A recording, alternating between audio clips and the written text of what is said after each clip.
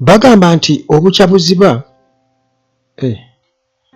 naye olugero olwo oli yaŋŋamba nti lwabuwemu. Obukyabuziba oli yaŋŋamba nti lwabuwemu, naye simanyi abalumanyi musobola otunnyonnyola, naye yaŋŋamba nti lwabuwemu. In fact yaŋŋamba atya ye, yaŋŋamba nti kangezeko kisabika, yaŋŋamba nti obukyabuziba mbu omwana yenkana nnyina Kampala mukadde. Bwatyo bwe yaŋŋamba, naye simanyi butuufu bwakyo. Naye obukyabuziba buno kugambye butulabisa ebintu, nze ku sayidi yange kale kankiteeke mu ngeri yange, tutandika okulaba ebintu ebimu oba oli awo ne tubyerabira n'obyerabira nti bino byaliwo okwo, bitwerabiza bukyabuziba ne twerabira nti yenda kino kyaliwo okwo. Naye ensibambi mu kaseera we twaviira mu kalulu yafuuka nsibambi. Kakati nsibambi ono nsuubira okuba aliko bingi eby'okuyigirako, naddala ku bantu abagezaako okujjonkera struggle, enkyukakyuka oba eddoboozi ly'abantu abalafubanira enkyukakyuka, abagezaako okwesiba ku bantu. Kati nsibambi atuuka ekiseera kino waali ali mu kwejjusa okw'amaanyi. Nsibambi emabegako nnawulirako nti yali yejjusa, era ng'agamba mbu Anita Among ye yamusiba akatambaala ku maaso.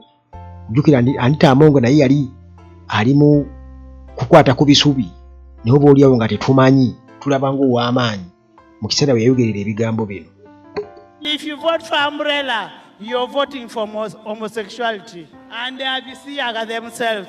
My brother, the Umbrella said in the first 100 days, he's going to remove PDM. So if you vote for Umbrella, you're going to vote for removal of PDM. If you vote for Umbrella, you're going to bring insecurity because they want to demonstrate. Kakati ebyo byali bigambo bya Anita Among. Abaana kye baakola ne babi animatinga mu AI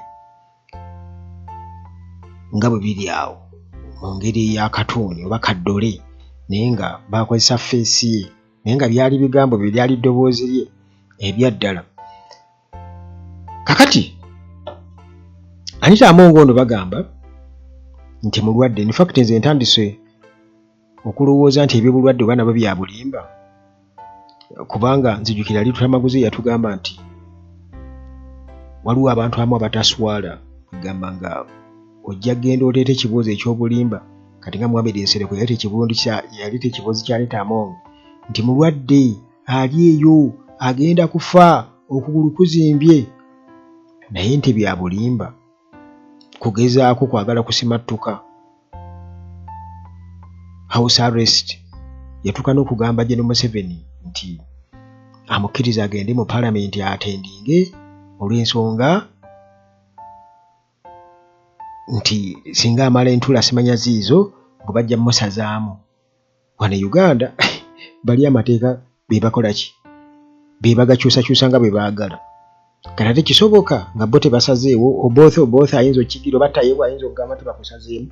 Naye kye nawulirako nti Anita Among ya addressingako ba ya attendingako Parliament kuva kyo, bwe ya attendinga Parliament kuva kyo, era n'akola ki? Bwe nawulirako emabegako awo nyinza okuba saabigoberera nnyo naye nga nakiwulirako. Naye kati omuntu nga Anita Among n'abalala bangi nnyo mu gavumenti eno, kati nga bwe tulaba Muhoozi bw'akozesa abamu ensobi okubaleetera okwogera bye boogera byonna nga balowooza nti ono talinaawo ku ngeri yonna gye biyinza kukyukamu. Kakati nsibambi y'omu ku abo abaakozesebwa, era nga yejjusiza ddala. Yagamba nti fact ye yawandiika n'agamba nti I was used and discarded like a spoon or a condom, nti baamukozesa oluvannyuma ne bamusuula eri nga ekijiiko oba kondomu. Nne ekijiiko bajja kyoza bakikomyewo bakikozese, naye kondomu babeera bagimaliriza kakati Nsibambi nga bwolaba ebigambo ebyawo bw'atyo bwe yayogera nti I was used and discarded like a spoon or a condom. Kakati ng'agamba nti mu kaseera akatono akaali katalinaawo ko future ye kyatalabirawo yalaba nga ali mu comfort zone. Oluvannyuma ne bamukasuka eri nga tebakiwadde nandowooza yakubiri. Agamba nti Anita Among yamumisleadinga, yamuwabya, era mu bigambo byagamba I deeply regret it, nkyejjusiza ddala. Kakati omusajja ng'oyo bw'omulaba awo bw'afaanana ajja n'abeefumbiramu ati Professor simanya. Wano Nalukola yagamba nti abaswaza nnyo kwegamba omusajja yabagambanga ebigambo eby'amaanyi ku university yabasomesa okubeera nga ye kennyini nnyini atuuse awo. Naye kati mulaba omusajja ng'oyo bw'omulaba awo n'atuuka ekiseera okubeera ng'afuuse ekipapula. Kati n'abalala bangi abakozeseddwa oba gundi yalagawa namulaba abulira njira ennaku zino ng'ali bize nnyo yadde mu kirowoozi kye kiri kyasaakaaza ono Fooma Kimanya Kabonera MP Abedi Bwanika ali bize mu njiri ali bize nnyo naye abuulira ebigambo ebiri holimbu nange naye kwegamba kiruma ate nga kinyiiza nti abantu ng'abo okubeera nga mu kaseera ako yeefuula okuba owakabi ennyo ayogera biri kati bangi nnyo n'essaawa eno balaba bakabanda baani bonna balowooza nti oba muhozi talivaawo. Bamanyi nti n'omuhozi bw'ava oluhamya ng'akwata n'abalala nga bakwata bo balowooza nti Katonda musiru, nti Bahitira tebaalina baana, Bagadafi tebaalina baana. Mwe mulowooza nti Obote teyalina Akena teyaliiwo, oba Amini teyalina abatabani be. Bo balowooza bwe kitu bwe kiri. Balowooza nti Seseseko Mobutu teyalina abatabani be. Bo balowooza nti Wane Mugabe teyalina baana. Balowooza mpozi wano gundi yekka yataalina baana, Omar Bashir owa Sudan. Naye n'abalala bangi bonna babadde n'abaana naye abaana tebaasobola kubasikira. Abamu abasobodde okubeera nga babasikira era si birungi yadde n'akamu.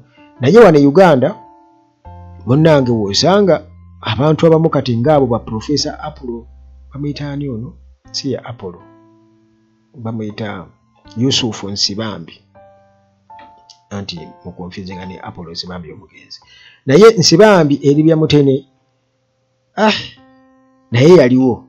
Njagadde just tukolemu ka flashback katono tulabe omusajja omukulu gwe bayambaza yero natta political career yonna kati teyatta ye yokka wabula kati n'omwana we ne bwajja naga nti nze mutabani wa Nsibambi Yusufu bamugamba liire eri gundi, bamugamba liire eri gundi empitambi. Kale katubasabire bannaffe ne Anita Among yaliwo mu kaseera ako ng'ayogera Smadhi yabisiyaga themselves they have essaawa eno mugambe biddemu tukuwa kazi nalo biddemu yagamba sijja biddamu.